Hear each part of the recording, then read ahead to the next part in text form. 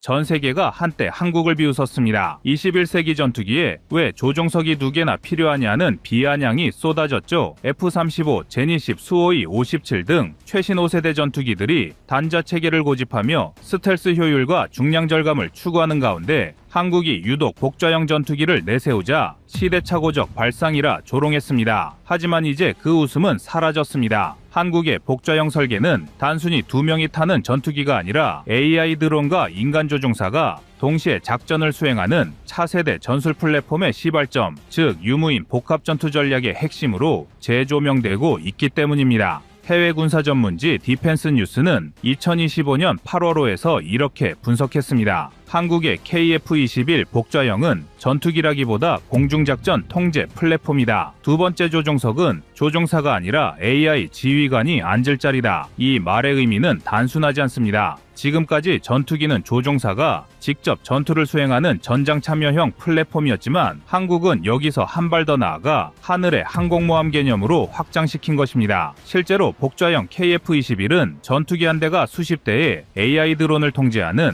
공중 지휘센터로 진화할 가능성을 열어놓았습니다. 이 개념이 처음 제기된 건 2010년대 중반 미국의 NGAD 프로그램이 논의되던 시기였습니다. 당시 미국은 인간 조종사 1명을 중심으로 다수의 로열 윙맨인 AI 드론을 통제하는 구조를 실험했지만 프로젝트는 극도로 제한적이었고 실제 양산에 들어간 나라는 없었습니다. 반면 한국은 4세대 후반에서 5세대로 진입하는 KF-21 개발 단계에서부터 이미 멈티 운용을 전제로 한 복좌 구조를 반영했습니다. 국방과학연구소 내부 관계자에 따르면 AI 전투 알고리즘과 전자전통합 데이터 링크는 KF-21의 복좌 구조 없이는 구현이 불가능했다고 밝힌 바 있습니다. 이제 한국의 복좌형 KF-21은 전투기라는 개념을 뛰어넘어 전장의 판도를 뒤바꾸는 존재가 되었습니다. 외신 더 드라이브는 이를 두고 한국은 인간의 판단력과 AI의 계산력을 결합해 단자 전투기의 한계를 무너뜨렸다고 평가했습니다. 실제 KF-21의 복좌형 모델은 단순한 훈련용이 아니라 실전형 지휘 통제 전투기인 KF-21T로 기획되고 있으며 2028년 이후 양산될 블록3 버전부터는 멈티 전술을 위한 완전 통합형 시스템이 도입될 예정입니다. 여기서 주목할 점은 한국이 이 전략을 세계 최초로 실전에 투입할 가능성이 가장 높다는 사실입니다. 미국의 NGAD, 유럽의 템페스트, 일본의 FX 모두 2035년 전후를 목표로 하지만 KF-21 블록3는 2030년 이전에 멈티 시범작전을 수행할 예정으로 세계에서 가장 빠른 실전 적용 속도를 자랑합니다. 이는 단순한 기술의 문제가 아닙니다. 대한민국이 정보, 통신, AI, 항공전자 분야의 융합력을 통해 전투기의 본질을 재정의했다는 상징적인 사건입니다. 그리고 이러한 혁신은 이미 현실에서 검증되고 있습니다.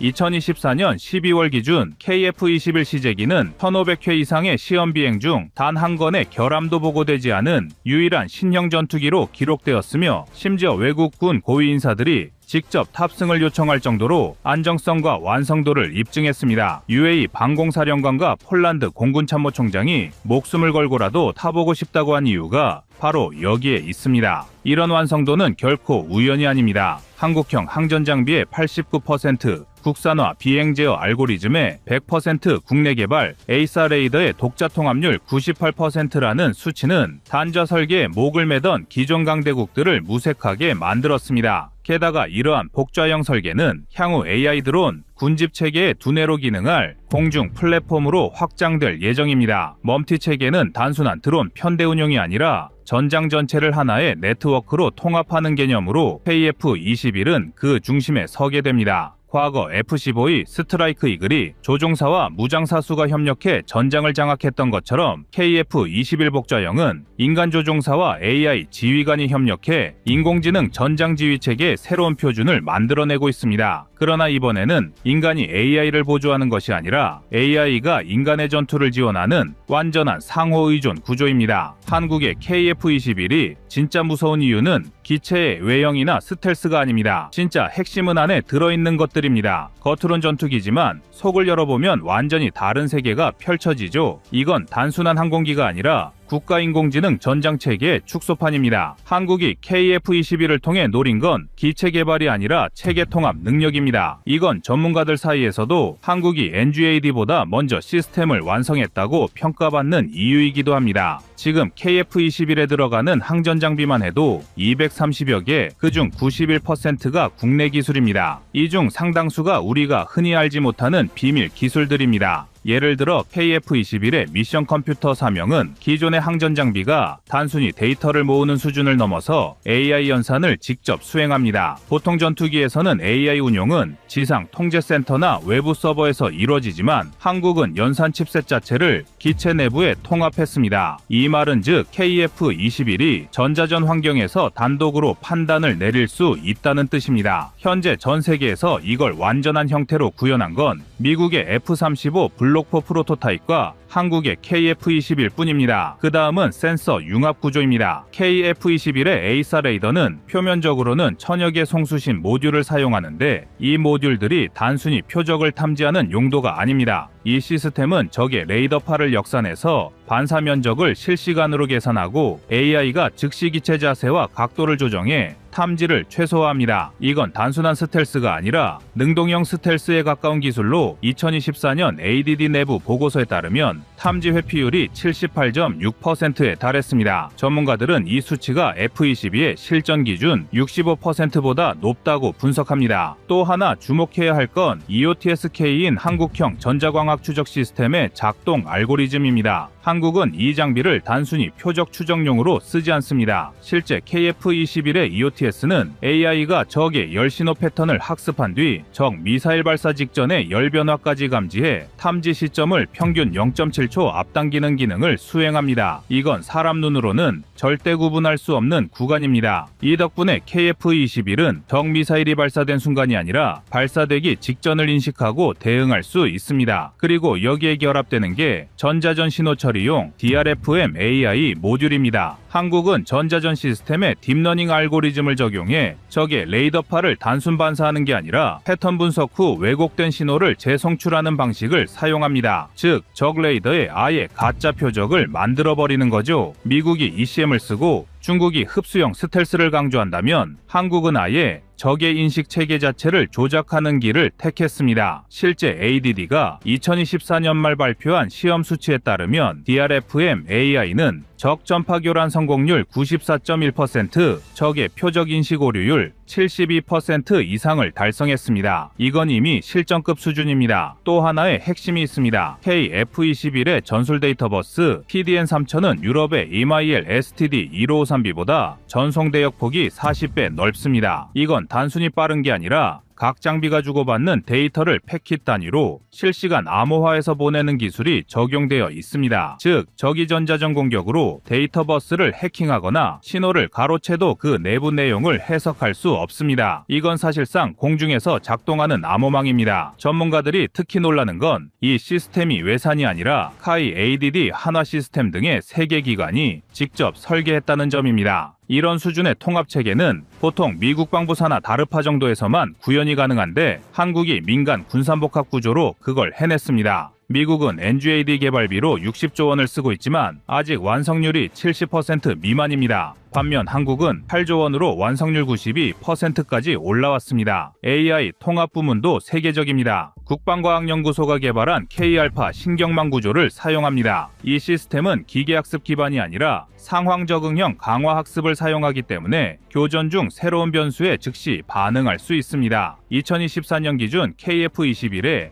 AI 알고리즘 학습 데이터는 1.7페타바이트, 이는 F-35의 훈련 데이터량인 약 900테라바이트의 거의 2배에 달합니다. 즉, KF-21의 AI는 이미 전투 경험을 2배 더 가지고 있는 셈이죠. 또 하나 전문가들이 높게 평가하는 게 열관리 시스템입니다. KF-21은 고온의 항전 장비가 밀집된 기체 구조임에도 기압 변화에 따라 냉각 유로를 자동 조정하는 능동 열관리 기술을 채택했습니다. 이건 유럽조차 구현하지 못한 분야로 냉각 효율이 기존 대비 37% 향상됐습니다. 즉, 항전 장비의 과열로 인한 시스템 다운 확률이 거의 제로에 가깝습니다. 미 공군의 F-35가 실전에서 자주 통신 불안정이나 센서 오류를 겪는 이유가 바로 이 냉각 관리 문제 때문이죠. 그리고 이런 체계가 가능한 이유는 한국이 이미 국가 단위의 AI 방산융합 인프라를 구축했기 때문입니다. 국방과학연구소 ADD, 한화 LIG-X1, 카이가 공유하는 K-이마일 클라우드는 세계 유일의 군사용 데이터 공유망으로 보안 레벨은 미 NSA 기준 등급 4A를 만족합니다. 즉 KF-21은 단일 기체가 아니라 국가방산 AI망 전체와 연결된 하나의 노드입니다. 이건 F-35조차 아직 완벽히 구현하지 못한 체계입니다. 결과적으로 KF-21은 단순히 비행 성능이 뛰어난 전투기가 아닙니다. 그건 이미 10년 전 이야기입니다. 지금의 KF-21은 공중지휘 인공지능 플랫폼이며 기술적으로 독립적인 6세대 전투체계에 가장 가까운 전투기입니다. 미국은 자본으로, 유럽은 연합으로, 일본은 미국의 기술로 그걸 만들지만 한국은 오직 자신의 시스템 통합 능력으로 그것을 만들어냈습니다. 이제 한국은 그 누구도 넘볼 수 없는 전장 설계 국가로 올라섰습니다. 그리고 그 시작은 바로 지금의 KF-21로 시작되고 있습니다.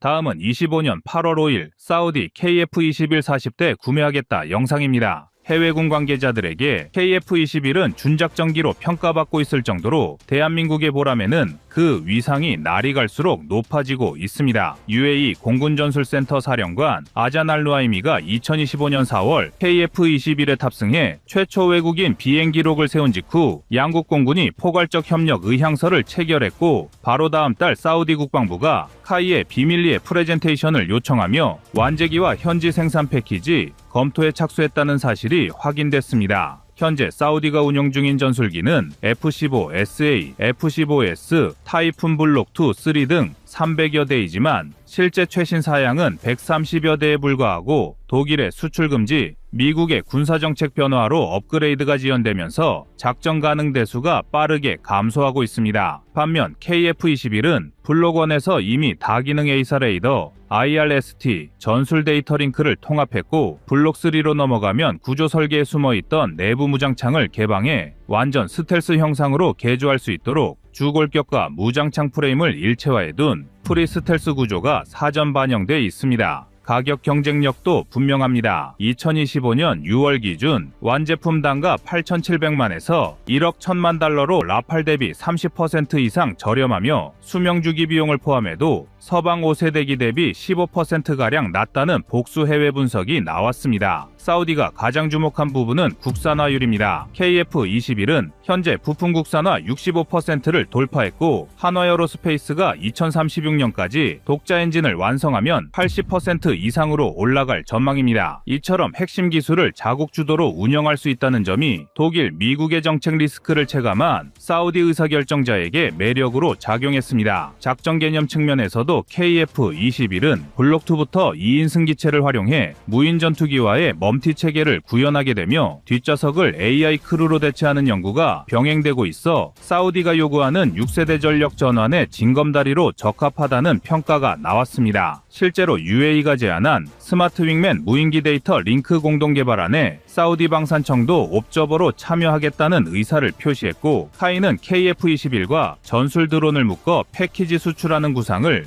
사우디 측에 전달한 상태입니다. 요약하면 사우디가 KF-21을 검토하는 핵심 포인트는 즉각 운용 가능한 4.5세대 성능과 2030년대 초반에 확보할 5세대 성능의 기체를 65%가 넘는 국산화율과 추후 80%까지 전망되는 기술 자립성을 UAE와 함께하는 멈티 및 공동개발 네트워크를 통한 6세대 기술족이 체득하는 것입니다. 이렇게 되면 독일, 미국 정책 변수에서 상대적으로 자유로운 공급망 다변화 등 4가지이며 이 모든 요소가 2025년 하반기 사우디 국방부 연례 예산안 심사 과정에서 집중적으로 검토되고 있습니다. 사우디 공군의 전력 공백은 수치로 드러납니다. F-15SA 84대와 개량형 F-15S 68대의 평균 가동률이 65%로 떨어지면서 정비 예산만 올 상반기에 4억 7,500만 달러를 소모했고 이를 막으려 미 국방부가 4,970만 달러 추가 유지 계약을 체결했을 정도입니다. 게다가 2024년과 2025년에 각각 발생한 F-15SA 훈련기 추락 사고로 조종사 2명이 순직하면서 최신형 이글이라는 간판도 흔들렸습니다. 두 번째 약점은 타이푼 증강이 독일 수출 규제에 발목 잡혀 있다는 점입니다. 베를린이 2024년 1월 일시적으로 금수 완화를 선언했지만 실제 라이선스 승인서는 2025년 7월까지도 서명되지 않아 48대 추가 도입안이 표류 중입니다. 이런 구조적 제약 때문에 사우디 국방부는 2026에서 2035까지 예정된 공군 재편 로드맵에서 외부 정치 리스크가 적고 현지 생산이 가능한 플랫폼을 1순위 조건으로 명시했습니다. 여기서 KF-21이 급부상한 이유는 확실합니다. 먼저 개발 완성도가 객관적 데이터로 증명됐습니다. 2024년 11월 28일 기준 무사고 1000소티를 달성해 전체 시험 계획 2000회 중 절반을 넘어섰고 2025년 5월에는 시제 4호기가 마하 1.8 돌파와 초도미티어 발사 시험까지 성공해 즉시 전력화 가능성을 높였습니다. 비용 효율성이 경쟁 기종 대비 확연합니다. 2024년 필리핀 입찰 자료에는 한 대당 98억 원이라는 스티커 가격이 공개됐고 2025년 6월 불가리안 밀리터리 분석에서는 최신 블록 기준 최대 1억 1000만 달러로 상승했지만 여전히 라팔과 F-35A 대비 25% 이상 저렴하다고 적시했습니다. 방산 전문 매체는 엔진, 예비 부품, 시뮬레이터를 포함한 완전 패키지인 LCC 기준 87만에서 110만 달러라는 범위를 제시하며 가격 불확실성을 해소했습니다. KF-21은 65% 국산화율의 핵심인 F414G 400 엔진을 한화 에어로스페이스가 2027년부터 창원에서 라이선스 조립하고 2036년 이후 완전 독자형 파생 엔진을 양산하기로 한 계약이 체결돼 있어 사우디도 동일한 공정 설비를 들여오면 국내 생산 50% 목표를 달성할 수 있습니다. 2032년 블록 3에서 내부 무장창, 스텔스 코팅, 멈티 인터페이스를 동시에 패키지 업그레이드할 계획이어서 사우디가 2030년 초반에 5세대급 전력을 갖추려는 일정표와 정확히 맞물립니다. 동시에 UAE와 진행 중인 윙맨 드론 공동 개발 LOI에 사우디 방산청이 옵저버로 참여해 기술 로열티를 나눌 수도 있습니다. 일본, 영국, 이탈리아는 2025년 7월 사우디의 파트너 참여는 사업 안정화 이후에만 가능이라는 공동 입장을 내놨고 레오나르도 CEO도 2035년 데드라인 유지가 우선이라며 사우디 참여가 기술 공유를 늦출 수 있다고 경고했습니다. 즉 6세대 직접 진입이 불투명해진 상황에서 사우디는 KF-21 블록 3와 무인 편대 체계를 브릿지 솔루션으로 사전에 확보해 리스크를 분산하려 하고 있습니다. KF-21은 미국 ITAR 통제를 받지 않는 장비 비율이 높고 독일, 프랑스의 부품 의존도가 낮아 유럽 정책 변화에 영향이 적어 자주 국방 슬로건에 부합합니다. 카이가 2025년 4월 사우디에 제시한 가상전 훈련 결과에 따르면 KF-21 편대와 리퍼급 드론 2대 조합이 F-15SA 단독 편대 대비 1.7배 높은 생존율을 기록했고 항전 데이터 링크 표준도 RSAF 링크 16과 22 체계와 95% 이상 호환되는 것으로 확인됐습니다. 결론적으로 사우디는 노후 기체를 저렴하게 대체하고 국내 제조 생태계를 키우면서 2030년 이후 스텔스, 무인 체계를 동시에 확보할 수 있는 가성비 해법으로 KF-21을 선택지 최전선에 배치한 셈이며 본격적인 정무 협상은 2026 회계연도 예산 심사 직후 시작될 가능성이 높습니다. 사우디가 보람의 눈길을 준 결정적 이유는 우선 2030년대 초까지 공군을 5세대 수준으로 끌어올리겠다는 국가 전략과 KF-21의 로드맵이 정확히 겹친다는 점입니다. 독자 엔진과 내부 무장창, 무인기 편대 운용을 단계별로 확보하면 사우디는 외부 의존도를 대폭 낮춘 채 비전 2030의 자주 국방 기조를 실질 전력으로 증명할 수 있습니다. 동시에 한국은 양산 물량을 200대 이상으로 확대해 단가를 추가로 낮출 수 있고 중동 현지 최종 조립 라인과 부품 센터를 통해 유지, 보수 비즈니스까지 장기 계약하게 됩니다. 즉, 두 나라 모두 비용 대비 효과가 극대화되는 윈윈 구조입니다. 다만 관건은 기술 이전 범위를 둘러싼 협상력입니다. 사우디는 플랫폼 통제권을 원하는 반면 한국은 핵심 소프트웨어와 스텔스 재료 공정을 보호해야 합니다. 이 절충간을 찾으려면 한국은 장거리 공대공 미사일이나 위성항법 체계를 패키지로 묶어 가치를 높이고 사우디는 초기 생산분 일부를 한국에서 완제기로 납품받아 전력 공백을 최소화하는 방식을 택할 필요가 필요가 있습니다. 또한 미국과 유럽의 수출 통제 라인을 우회하더라도 엔진 부품과 미사일 시커처럼 ITAR 규제를 받는 항목이 남아 있으므로 공동 대응 워킹 그룹을 구성해 인증 절차를 단계별로 해결해야 사업 일정이 흔들리지 않습니다. 마지막으로 사우디가 요구하는 실사격 평가와 고온, 모래 환경 비행 시험을 2026년 이전에 완료한다면 첫 계약은 같은 해 4분기 국왕 재가를 거쳐 체결될 가능성이 높습니다. 결론적으로 KF-21 수출은 단순한 기체 판매가 아니라 한국과 사우디가 각각 5세대와 6세대 기술의 교차 학습을 통해 방산 생태계를 동반 성장시키는 전략적 가교이며 향후 터키칸 전투기와 GCAP마저 가세안 중동, 서아시아 차세대기 3국지의 향방을 좌우할 키메이커로 자리 잡을 전망입니다.